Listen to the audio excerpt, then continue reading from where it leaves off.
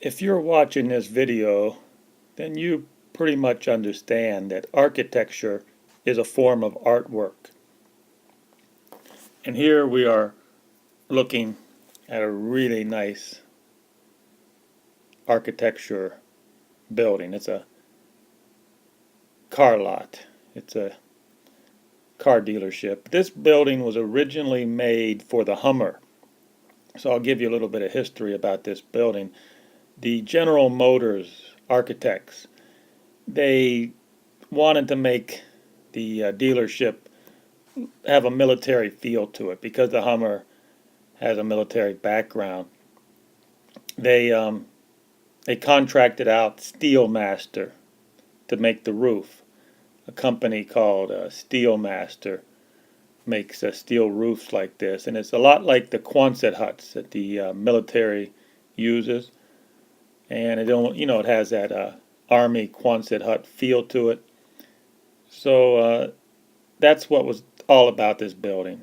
And it's also a very cool kinetic artwork sculpture in the front here. The wind moving it around a little bit. You don't find very many kinetic artwork sculptures on car dealerships, so this is pretty interesting.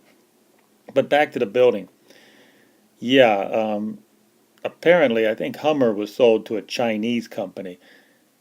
The Chinese love Hummers, and of course you cannot bring in used vehicles to China. China does not allow you to import used vehicles, so that was a great buy for China because they can just now they can make the Hummers in China, and they'll sell them to all the rich Chinese because Americans cannot afford them anyhow anymore. So anyhow, let's go back to this building.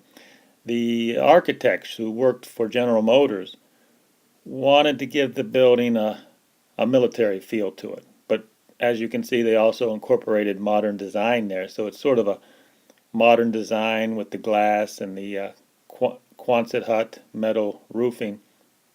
It all went together pretty good for selling Hummers. And then, of course, General Motors would have went out of business if it wasn't for the taxpayer. The taxpayer saved General Motors, or more importantly, the politicians and the public servants saved General Motors, and then they had to sell Hummer to the Chinese. So I'm not really sure that if they took a vote, I'm not sure Americans would have given General Motors any money. I mean, isn't it was an American tradition that if you didn't sell a good product, you went out of business. But the politicians decided to keep them in business.